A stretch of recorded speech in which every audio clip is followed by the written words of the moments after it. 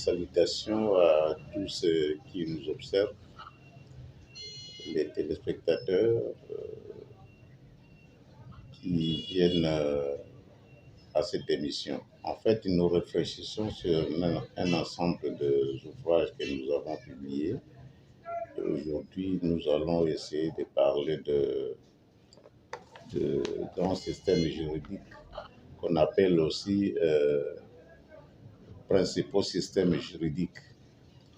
Vous savez que le monde est monde aujourd'hui, le monde est grand et dans ce monde, il y a un effort qui est en train d'être fait dans tous les domaines.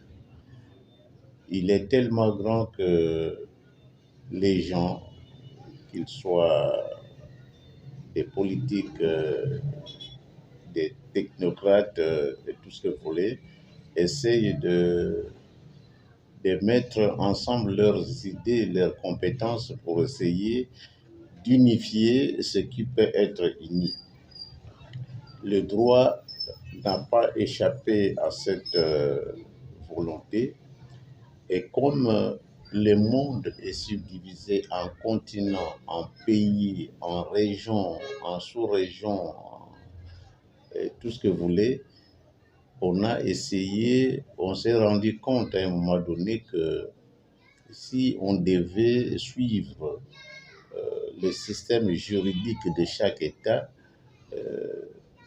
ce serait très difficile. Et ce n'est pas facile à le faire. C'est pour cette raison que les hommes du droit, les scientifiques ont pensé que le monde pouvait être subdivisé en ce que nous appelons les grands systèmes, sinon les principaux systèmes juridiques. Et surtout après la Deuxième Guerre mondiale, on a accéléré cette marche vers l'unicité, sinon vers l'union, et on a subdivisé 4 ou 5. Ces grands systèmes sont répartis en 5, comme je viens de le dire. Il y a d'abord le système qu'on appelle common law. Qu'est-ce que je dis? Des systèmes romano-germaniques qui regroupent un ensemble de pays, des pays qui essayent de réunir ils ont constaté au moins que les structures pouvaient être mises ensemble.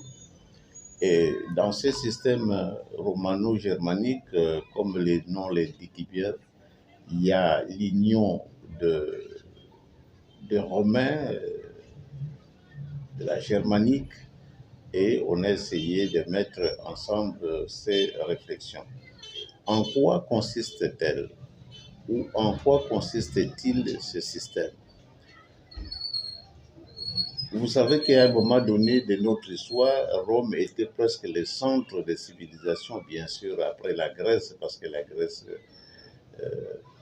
est le monde le plus ancien, auquel on peut même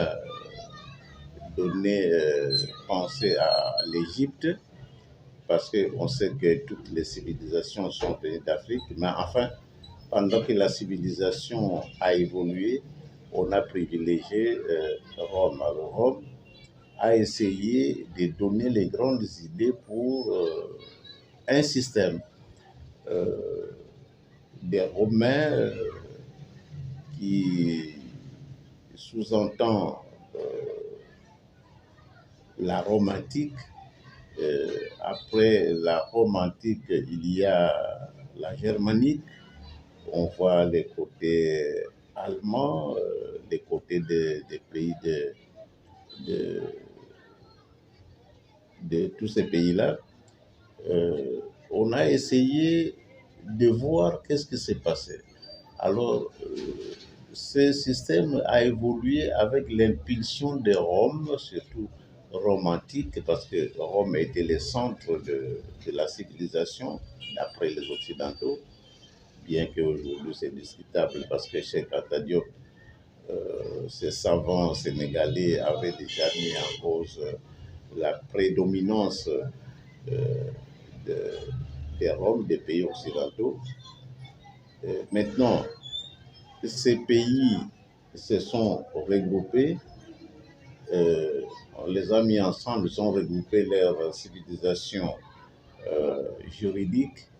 Ils ont trouvé que avec l'arrivée de Louis XIV, Napoléon, disons tous ces grands, on a trouvé ces pays, sinon ces empereurs, sinon ces monarques ont évolué à travers le monde, ils ont dominé le monde et à partir de cela, on a pensé qu'il fallait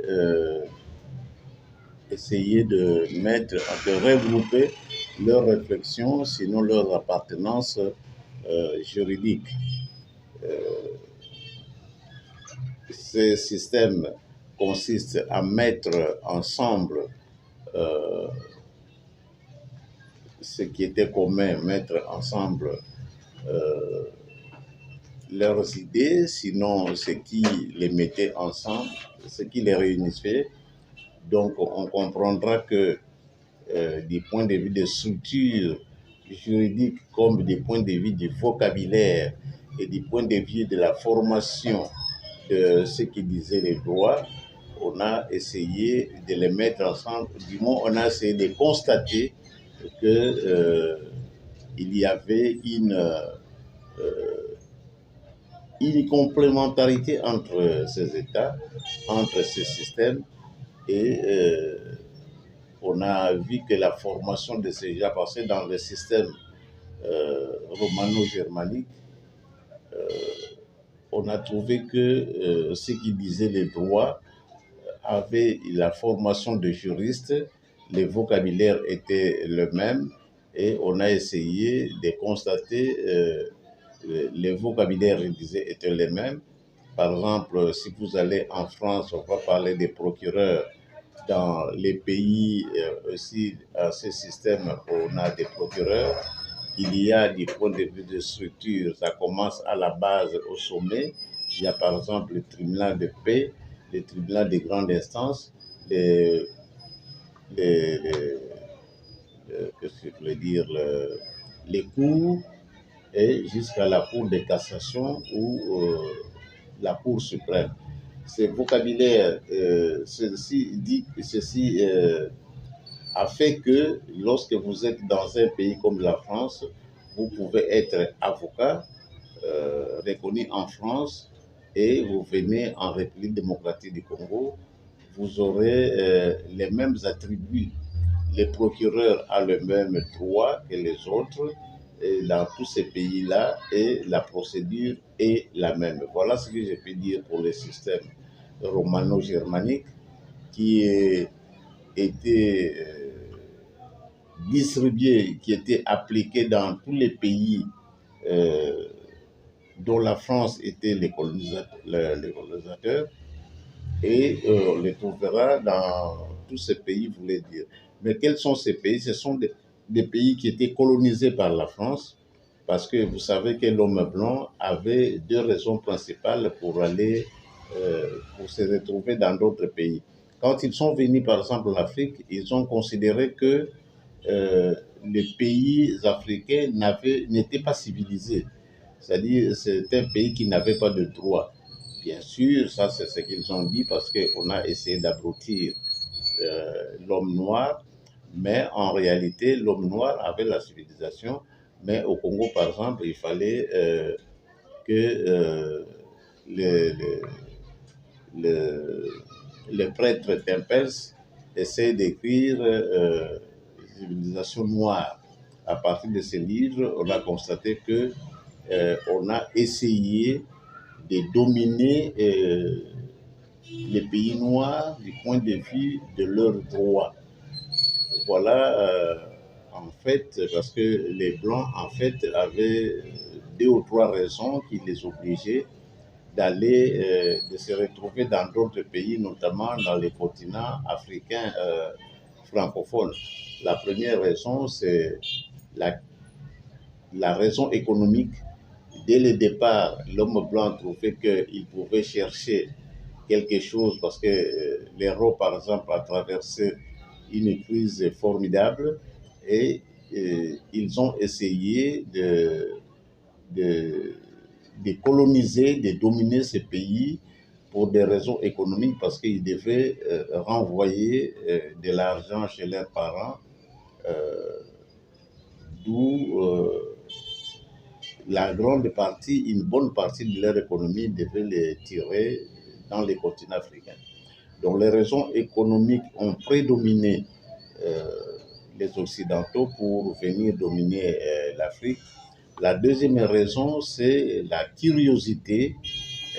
La curiosité, ils voulaient découvrir les continents, ils devaient savoir ce qu'il y avait dans ces pays. La troisième raison, c'était des raisons d'aventure.